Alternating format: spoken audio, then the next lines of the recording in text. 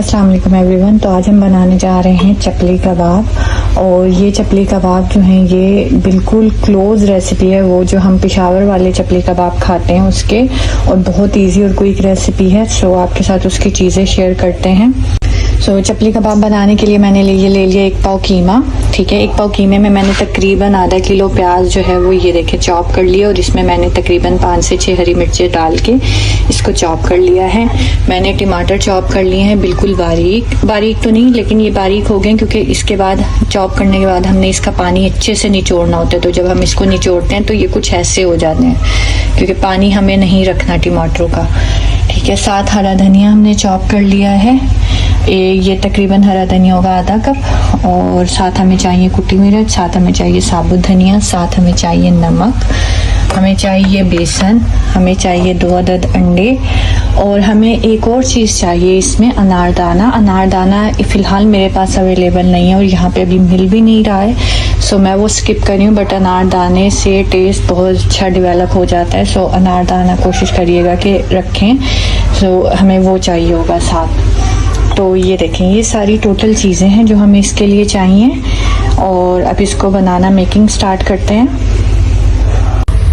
तो ये देखिए, ये कीमे में मैं मिला दूंगी। ये देखिए, कीमे का भी पानी मैंने अच्छे से निचोड़ लिया है। इसमें मैं ये डाल दूंगी प्याज। ठीक है, आधा किलो ये जो मैंने प्याज ली है। ठीक है, ये इसको मैं प्याज डाल दूंगी इसमें। ये देखिए,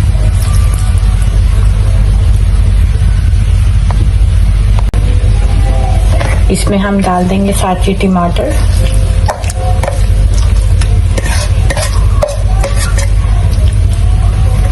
ठीक है, इसमें साथ हम ये डाल देंगे हरा धनिया।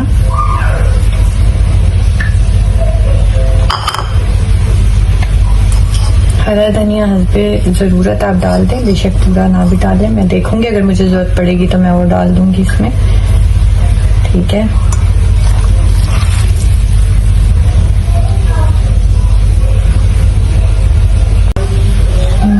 अंडों को मैं इसमें निकाल लूँगी, फेंट लूँगी। इट डिपेंड्स कि आपके अंडों का साइज़ क्या है, तो मैं भी पूरा नहीं डालूँगी अंडों का। मैं इसको पहले अच्छे से थोड़ा थोड़ा करके डालूँगी। 1 अंडा तो मस्ट है, 1 अंडे के ऊपर हमें कितना चाहिए ये हमें देखना है। ठीक है, क्योंकि बहुत रनी नहीं होना चाहिए कीमा, इसलिए मैं ये चेक करके ही डालूँगी, क्योंकि मेरे अंडे साइज़ में थोड़े से बड़े हैं। तो अभी मैं ये पूरा नहीं डाल रही हूँ। ये देखें, मैंने रोक लिया है। ठीक है, और इसमें हम डालेंगे बेसन। बेसन इतना डालना है कि ये आपस में सारा मसाला मिल जाए। तो ये देखें,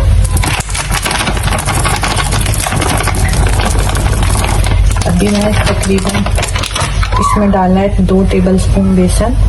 इसको मैं मिक्स करूंगी अच्छे से, और फिर देखूंगी अगर मुझे ज़रूरत होगी तो मैं इसमें और बेसन डाल दूँगी। बेसन हमें इतना डालना है कि ये आपस में अच्छे से जुड़ जाए कीमा और सारी चीज़ें।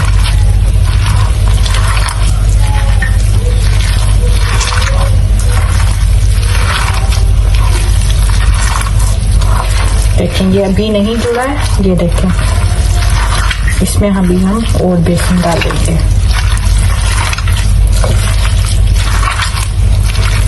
इसमें भी हम और बेसन डाल देंगे।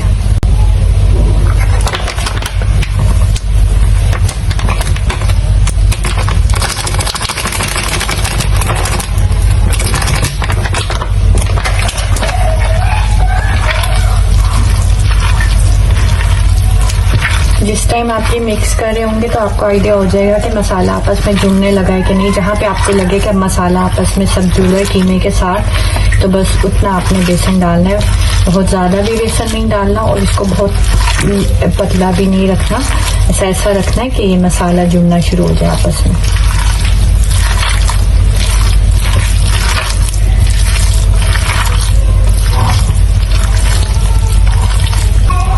अंडा मैंने इसीलिए रोक लिया था क्योंकि मेरे अंडे के साइज बड़े थे। ये देखिए, अभी स्टेज पे मुझे लग रहा है कि ये जुड़ रहा है।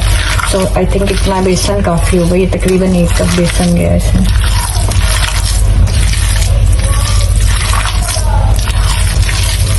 ये देखें, ये अब इतना हो गया है कि ये देखें ये अब अलग अलग नहीं हो रहा है। मैंने इतना इसमें बेसन डाला है कि आपस में जुड़ने लग गया, ठीक है। तो इतना आपने रखना है इसको, और उसके बाद अच्छे से इतना मैंने इसमें बेसन डाल लिया। इसके बाद इसको जो है आपने 1 से 2 घंटे के लिए छोड़ देना है, फ्रिज में रख देना है ताकि ये सेट हो जाए, और उसके बाद हम इसको फ्राई करेंगे मसाले को। तो ये आ गया है कीमा, इसको मैंने 2 घंटे के लिए रख दिया था सब कुछ मिला के फ्रिज में। और ये साथ मैंने काट लिए हैं टमाटर, और अब इसको बनाना शुरू करते हैं हम जल्दी से, और आपको दिखाती हूँ।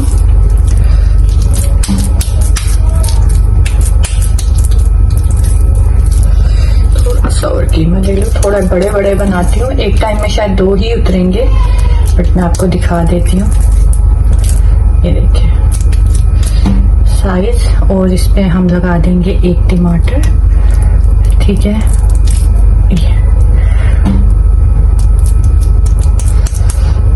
ठीक है, और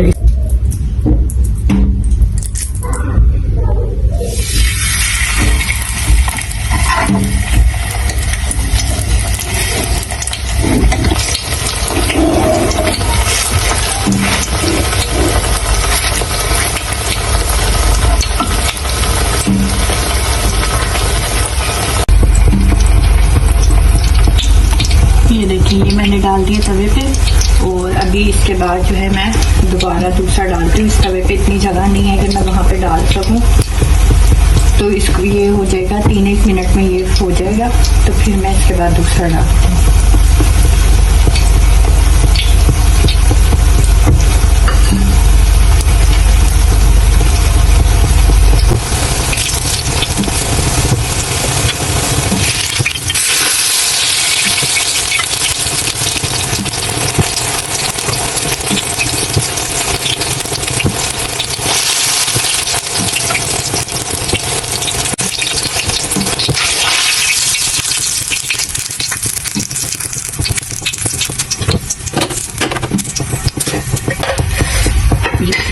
शक्ल आप देख सकते हैं।